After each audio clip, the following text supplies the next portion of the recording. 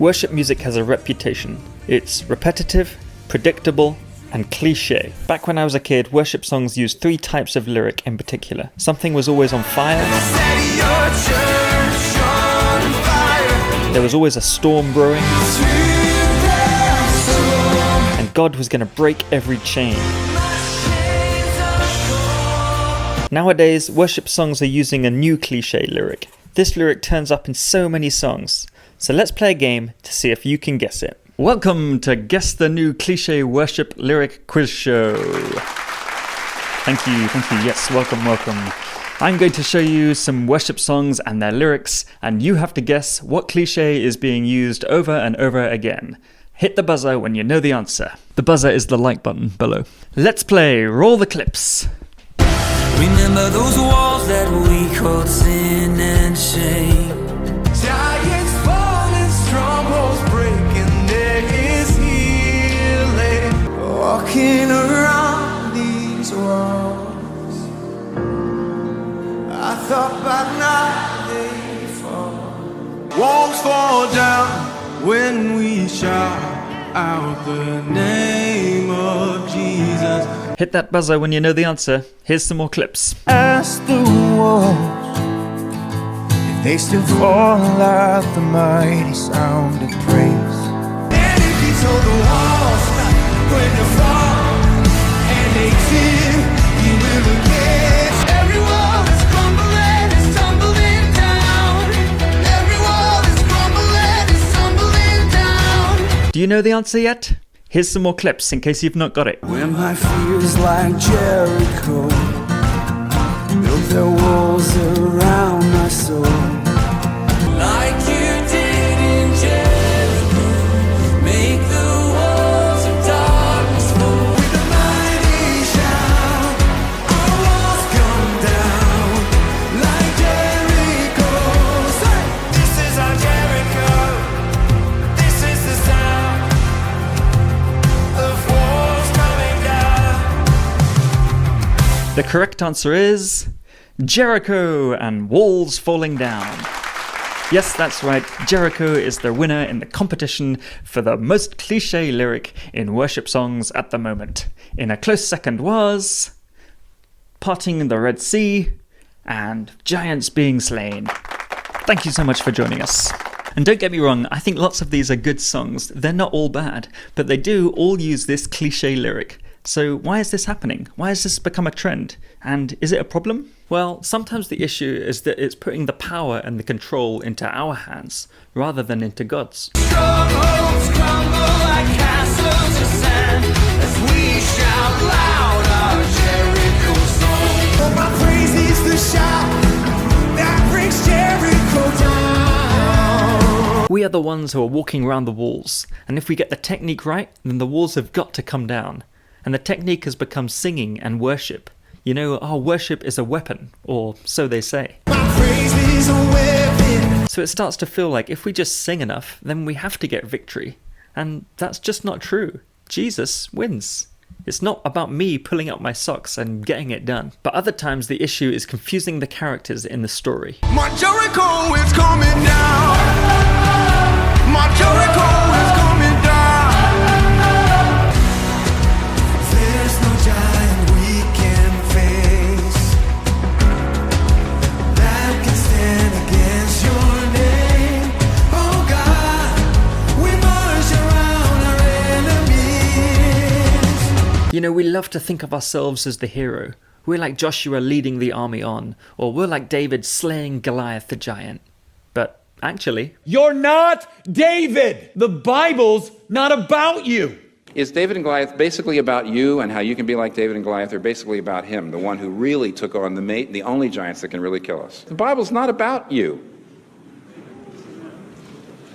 I'm not David killing Goliath. That points to Jesus having victory over sin and death and the devil. He's the hero. I'm not. Quick little side note for you. Have you ever noticed that churches sing what they believe? Someone once said, "Show me a church's songs and I'll show you their theology."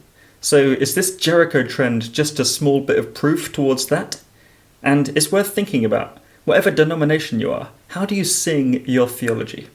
Anyway, back to the video. So you might notice some of these Jericho songs subtly fall into the trap of putting the power into our hands or putting ourselves at the center. But not all of them do that. Others are really God-focused. I know a giant killer, I know a mighty God. You tore down the walls of Jericho, and he'll do the same for us. Come see all the captives run free. He's tearing down the walls. He's tearing down the walls. The songs are asking God to break down the walls, not saying that we will. So is it an issue or not? Well, to be sure, it's not as big an issue, but is it right? Should we expect God to break down walls? What do we even mean by that? And I think that's part of the problem. It's so vague. It's so vague that the singer can mean almost anything when they say it. God, do this for me, or do that for me. You know, this problem, it feels like a wall, so would you break it down? Or this problem, or that problem, this problem, would you break through for me? Well, what does it mean? I think that's part of the issue. And sometimes it comes across as more demanding rather than asking God for things. Right now, Jericho is coming down. Right now. It's as if God has promised to break down every wall, whatever you think the walls are. Is that a realistic expectation? Has God promised to sort out whatever problem I think I've got? Is that really what the story of Jericho is all about? So what's the right way to understand the story of Jericho in the Bible? And is it even possible to write a worship song using that correct meaning? If only someone would write a worship song using these Bible passages correctly. So I started the long journey to write a song based on what the story of Jericho is really all about. It started with me trying to understand the Bible story. So I read books and I listened to sermons. Some of them were better than others. Now high five 7 people and say, I'm getting this done. I'm getting this done. I'm getting this done. All the while, I'm trying to find out, what's the purpose of this passage? Why has God included it in the Bible for us? How do you actually read the Old Testament? You know, we've got the Old Testament over here on one hand, and we want to know what it means for us over here. And that's a good thing, but you can't cut corners. I think doing this is cutting a corner. Let me explain. Think about the story of Jericho. Going straight from the Old Testament text to us now is like saying, you know, Joshua broke down some enemies' walls, and sometimes things in our life feel like walls. So we should just tear them down like Joshua. But I think there is a better way. When reading the Old Testament, the first thing we need to do is understand what it meant for the audience back then. What's the Old Testament purpose? But even once we have an idea of that, we could still cut this corner here. And, you know, I don't think that's a good thing either. That would be like moralism. You know, the moral of the story is... But again, I think there's a better way. Before applying it to us, we need to see how it's fulfilled in Jesus. The whole Bible is about Jesus Christ after all. You know, in Luke's Gospel, in chapter 24, Jesus says to his disciples, and beginning with Moses and all the prophets, he explained to them what was said in all the scriptures concerning himself. So as believers in Jesus Christ, we have the privilege of reading the Old Testament in the light of everything that Jesus Christ has done. So again, think of Joshua and Jericho. Jesus is the true and better Joshua who leads his people and trusts God to defeat the enemies of sin and death that we could never defeat on our own. But we still got to do the hard work of this first step. We can't just jump from the Old Testament straight to Christ. That would be allegory. But once we've done the hard work of the first and second steps of seeing what the purpose is for the original audience and how that's fulfilled in Christ, then and only then are we able to see the purpose for us now. So let's see if we can do this journey for the story of Jericho in Joshua chapters 5 and 6, and then write a song with the results. So I got down to business, and I did all the hard work, and I tried to write a song about the real meaning of Jericho. I did try and keep it in the style of all these other songs. Here it is. Round and round, walls come down to the sound of a shout. It is finished. Round and round, walls come down to the sound of a shout. It is done. For so long I was locked up in my fortress, stopped up all my senses, blocked out every witness. Then you came and you shattered all the walls round me. You are Lord, so I bow down to your glory. Now I'm in your army, vowed to serve you humbly. Jesus Christ is the captain who I'm walking with. Lord Jesus, you'll lead us to our promised home. Oh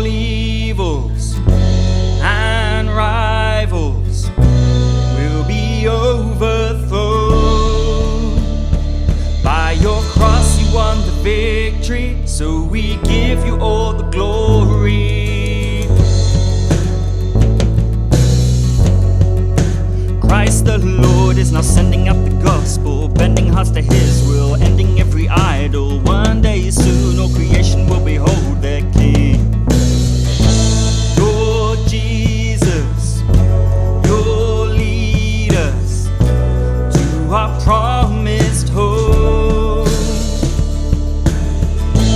All evils and rivals will be overthrown.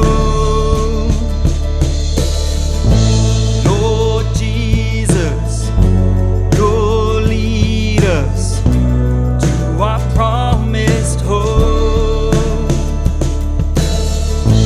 All evils and rivals will be overthrown. By your cross you won the victory, so we give you all the glory. Round and round, walls come down to the sound of a shout. It is finished. Round and round, walls come down to the sound of a shout. It is done.